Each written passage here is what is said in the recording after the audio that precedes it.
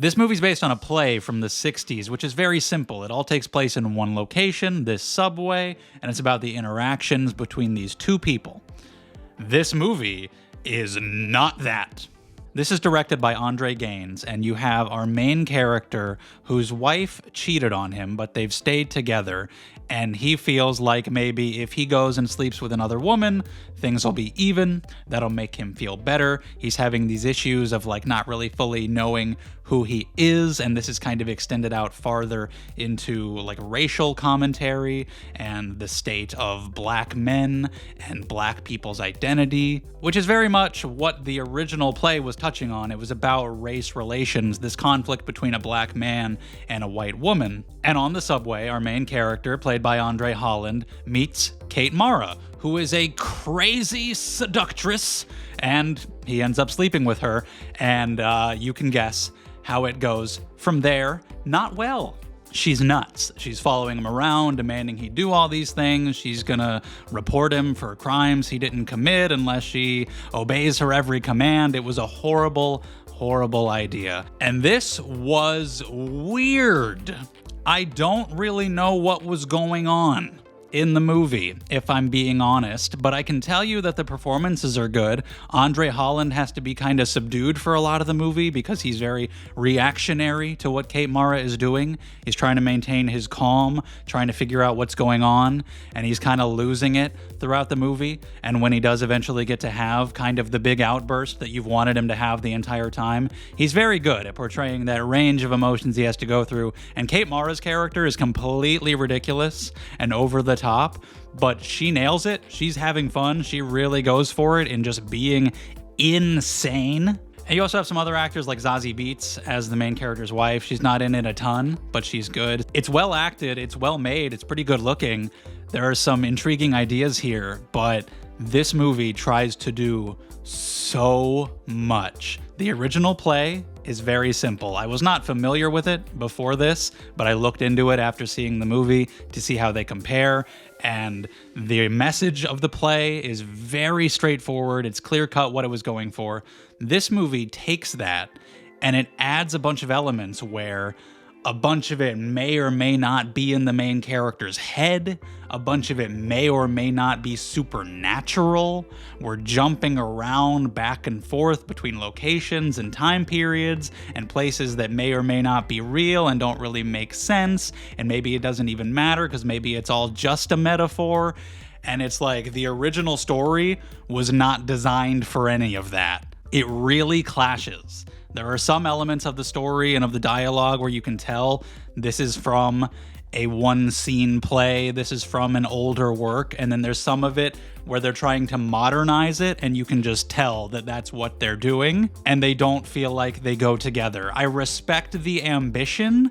It would be difficult to turn such a play into a feature-length film, but I don't think this was the way to do it. It really loses focus. It literally loses the plot. It makes everything so much more muddled when the play was very straightforward, and instead you have all of this reality-bending strangeness where for a lot of the movie you're not sure exactly what's happening. It makes the message much harder to actually understand. With the way it's portrayed in this movie and the main character struggles with his own identity and how that extends out to the struggles of black people in America, it just doesn't really hit home. At least it didn't for me. As a white guy, maybe it's gonna be different for other people. That's totally possible. But by adding all of these elements that are like fantastical or ambiguous, it just muddies the point.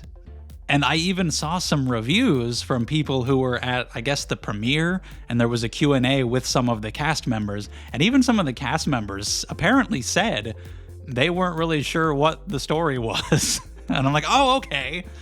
I don't have to feel dumb. They were in the movie, and even they didn't get it. Like, the points that they're trying to say are clear because the characters literally say them, but how those points are actually examined by the movie is so messy because it adds in all this unnecessary fluff of what is or isn't real. It feels like they just wanted to do too much. They got a little bit too up their own asses with what they were going for. I think they maybe needed somebody to step in and say, maybe tone that down a little bit. If you want to have like a little bit of him going crazy, a little bit of him not being aware of what's real, it needs to be toned down from what you've got here because this is just too much. Prime example, Stephen McKinley Henderson is in this movie, and he is playing a version of the actual author of the original play.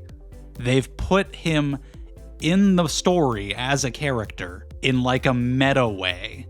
So it's trying to adapt the story of the play while also being like a meta commentary on the play, while having this imagery and messaging about how people are like characters on a stage being performed and manipulated. And that section of the movie, I genuinely had no idea what it was trying to say. That's the kind of thing where it got so, I'm just gonna say pretentious, where it's like you have literally lost the plot. You're going off on a tangent. None of that was necessary. This could have been a straightforward thriller about a guy being stalked by a crazy lunatic white woman, but you had to make it weird. And I appreciate the ambition, but you gotta know when to step back and say, all right, maybe we don't need all that. Sometimes it's better to just recognize the story you have and execute that story in the best way that story can be done, rather than trying to turn it into more. It's well acted, and occasionally there is some suspense because you do feel bad for this guy, even though he's also kind of stupid. It's like, all right, you should not be doing any of this. This is all just one bad idea after another, and you just kind of, you keep doing it. You should really be having much bigger reactions to all of this, but it sells you well enough that he's kind of in a bad mental state right now, and you see why he makes these decisions. You can feel the danger of this woman and all the trouble that she could potentially get him in, but that is all so, how many times have I said, muddied because of these reality-bending, fantastical, supernatural, maybe or maybe not stuff. So it's got some ambition to it, but I don't think it really comes together at all. If it interests you, it might be worth checking out at some point on like streaming, but not something I really overtly recommend. I couldn't give it any higher than like a 5. It's not really bad, but it's kind of leaning in that direction. A 5 is the best I can do for you. But I would love to hear your thoughts on this one, because this is a strange one, and this was all just my opinion. So if you have more experience with the play, if you have more personal life experience with any of the topics addressed in the film, if you got more out of the reality hopping nonsense than I did, if it was totally clear cut to you, I would actually love to hear interpretations and discussions, or if you thought it was all just a fucking mess. Whatever you think, down in the comments, we can discuss it. Thank you so much for watching. If you enjoyed, leave a like, subscribe. If you want to see more from me, thank you, I appreciate it, and I hope to see you next time.